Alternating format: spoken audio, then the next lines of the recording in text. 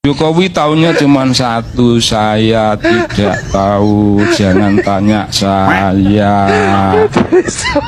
Ada harganya ya tanya sama Menteri Perdagangan, lah tanya saya. Kaisang gimana loh, Kaisang ojo ditanya saya, tanya ibunya, kan kayak gitu itu. Masya Allah, Bung.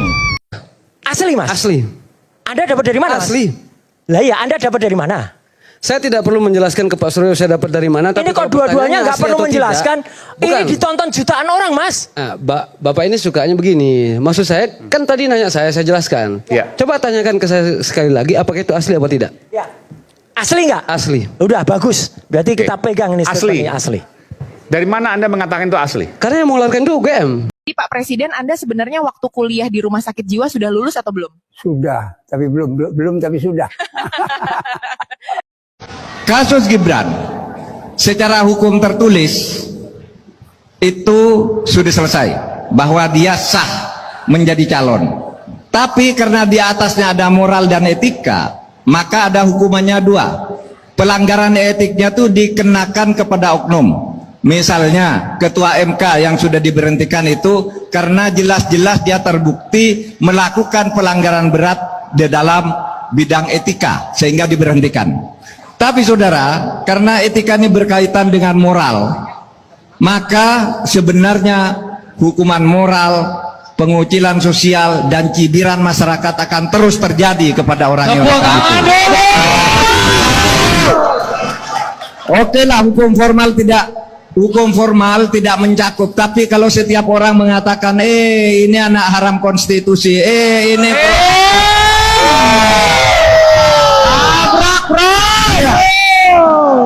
itu kan hukuman sosial di tengah masyarakat. Hukuman moral juga, Anda tidak sah gitu, Anda karena pertolongan paman, karena Anda ini merekayasa hukum. Itu adalah cibiran masyarakat yang tidak akan pernah terhapuskan selama hidupnya. Itu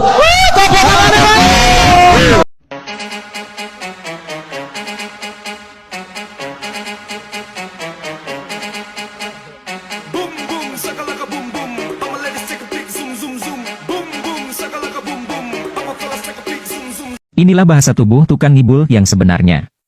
Anak-anak presiden yang ingin masuk politik dan didorong untuk ikut berpolitik, Pak Jokowi sendiri bagaimana? Anak-anak saya gimana? Senangnya sampai sekarang di bisnis semuanya. Di bisnis meskipun ya bisnisnya bisnis kecil-kecilan. Yang paling kecil kayak Kaisang ya jualan pisang goreng. Kemudian yang gede Gibran itu jualan martabak. Silakanlah mereka berbisnis sesuai dengan yang mereka senangi. Dan saya nggak ingin mendorong, saya sampaikan. Tapi kalau mereka memiliki keinginan untuk itu, bagaimana Pak Jokowi? Saya sampaikan enggak. Biarlah anak-anak saya jualan pisang goreng, jualan martabak. Tenang saja Pak, saya sudah ada di sini. Mohon dukungannya. Iya, saya senang mulai. Program-program sudah membawa Indonesia ke kebun binatang. Tugas kita sekarang, binatangnya kita gemukkan, melanjutkan dan menyempurnakan, memperluas kebun binatangnya. Bagus sekali. Insya Allah akan terbuka 19 juta lapangan pekerjaan untuk generasi muda dan kaum perempuan.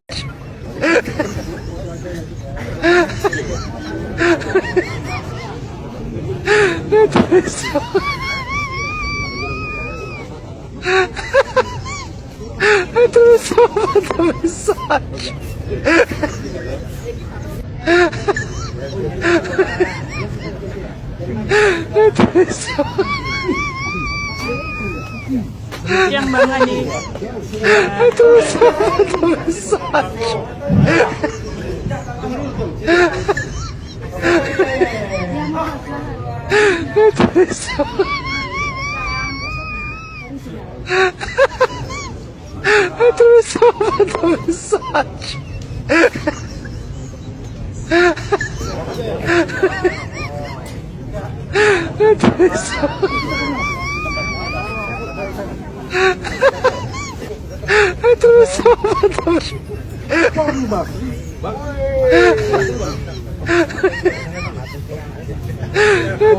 Tapi Presiden Jokowi mengatakan bahwa PKI korban. Berarti kalau PKI korban itu pelakunya siapa? Umat Islam dan TNI. Padahal yang oleh PKI itu umat Islam dan TNI. Dirubah sejarahnya oleh Mr. Mulyono dengan keputusan Presiden nomor 17 tahun 2022, sehingga muncul Inpres instruksi Presiden nomor 2 tahun 2023 sampai keputusan Presiden nomor 4 tahun 2023. Akhirnya pemerintah Indonesia minta maaf pada PKI. Puncaknya 5.000 keturunan anak keturunan PKI dapat santunan dari negara, kompensasi. Dan ini sudah dilaksanakan. Jebol. Hambatan pertama Cina dijebol oleh Mr. Mulyono. Kemudian hambatan yang kedua, positioning Pancasila sebagai musuh komunis, juga dijebol oleh Mr. Mulyono. Lewat apa? Ini rekam jejak digitalnya. Jadi pasca reformasi 98, kader-kader komunis bergerak silent, bergerak silent. Kalau dulu puncaknya mereka melakukan pembantaian terhadap umat Islam dan TNI, sekarang enggak. Komunis gaya baru, dia kuasai pemerintahan, dia kuasai parlemen. Itu strategi sekarang. Itu jejak digitalnya mulai start 2012, 2013, puncaknya 2014, sampai akhirnya Pancasila diganti menjadi Trisila Eka Sila. Ketuhanan yang Maha Esa diganti menjadi ketuhanan yang berkebudayaan. Bahkan sampai munculnya undang-undang HIP dengan keputusan Presiden nomor 24 tahun 2016 tentang hari lahir Pancasila 1 Juni. Nah, 1 Juni itu pidato pribadi Soekarno. Kalau Pancasila, hari lahir Pancasila yang sesuai konstitusi itu 18 Agustus 1945. Ini masih pribadi 1 Juni ini. Tapi Mr. Mulyono memaksa merubah konstitusi. Akhirnya muncullah peraturan Presiden nomor 7 tahun 2018 tentang BPIP. HIP diganti BPIP, menyusun garis-garis besar haluan ideologi Pancasila. Isunya adalah Presiden Jokowi itu PKI. Saya sampaikan, saya lahir itu tahun 61, PKI dibubarkan tahun 65. Umur saya kan baru 4 tahun. Masa ada aktivis PKI balita? Ada digambar di media sosial, coba dilihat gambarnya.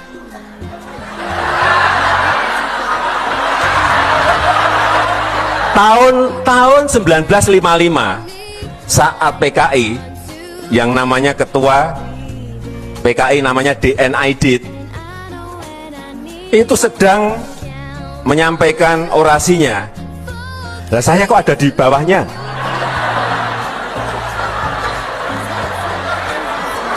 Padahal saya lahir saja belum. Inilah yang namanya era digital tetapi digunakan. Kenal betul mereka dan cara-cara mereka. Gerakan mereka merupakan pemberontakan. Jadi saya memutuskan untuk menghadapinya.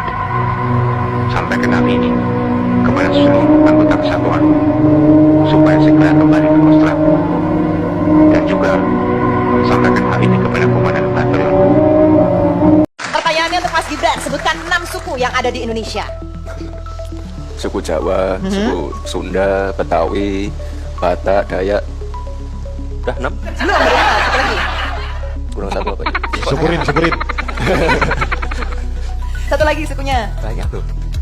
Ayo, Dayak, Batak. Dayak, Batak, Jawa, Sunda, satu lagi tadi. Betawi. Betawi, satu lagi. Ayo, kurang satu apa ya? Ayo. Ade Satria, Adik Satria tahu nggak? Sebutkan 11 suku yang ada di Indonesia. 1, Jawa, 2, Sunda, 3, Betawi, 4, Papua, 5, Bali, 6, Sasak, 7, Ogan, 8, Palembang, 9, Omering, 10, Lampung, 11, Bugis, 12, Melayu, 13. Minangkabau. Terima kasih. Pernyataan sikap dan dukungan gerakan aksi umat melawan ketidakadilan, Gaung Ketidakadilan Jawa Barat. Bahwa akhir-akhir ini kami gerakan aksi umat melawan ketidakadilan yang terdiri dari berbagai komunitas, akademisi, ormas dan para ulama, harokah, purnawirawan, pemuda dan mahasiswa, para profesional dan kelompok emak-emak di Jawa Barat sangat prihatin pada proses hukum terkait dengan dugaan ketidakaslian ijazah sarjana Joko Widodo, di mana pihak-pihak yang aktif dalam mengungkap, mengkaji dan mengkritisi isu tersebut justru menghadapi tekanan dan berpotensi dikriminalisasi. Potensi perlakuan di atas tidak sejalan dengan prinsip-prinsip negara hukum yang demokratis, yang menjunjung tinggi kebebasan berpendapat. Bahwa substansi negara hukum terletak pada jaminan kebebasan berpendapat, berekspresi, bahkan melakukan kajian ilmiah sebagai bentuk sosial kontrol terhadap kekuasaan. Persamaan warga negara di hadapan hukum, equality before the law, bebas dan dari diskriminasi, serta pelaksanaan proses penegakan hukum yang adil, transparan, due process of law, yang melindungi setiap orang adalah prinsip kehidupan berbangsa yang tidak bisa ditawar lagi. Bahwa upaya-upaya yang mengarah untuk membungkam kritik yang diduga melalui tindakan kriminalisasi merupakan kemunduran yang serius bagi tegaknya demokrasi dan mengancam keberlangsungan sosial kontrol dalam sistem pemerintahan dan demokrasi. Bahwa sehubungan yang telah kami uraikan di atas, dengan ini kami menyatakan: 1. Mendukung sepenuhnya rekan-rekan saudara Dr. Roy Suryo, Dr. Simon Sianipar, Dr. Rismon Sianipar, Dr. Tifa Uzia sebagai para pakar di bidangnya, dan saudara Rizal Fadila, SH, Kurniat Trirahayu SH, MH, dan kawan-kawan sebagai penasehat hukum dalam upaya menemukan kebenaran yang hakiki atas dugaan palsunya ijazah Presiden ke-7 Joko Widodo untuk mengungkap secara transparan dan akuntabel.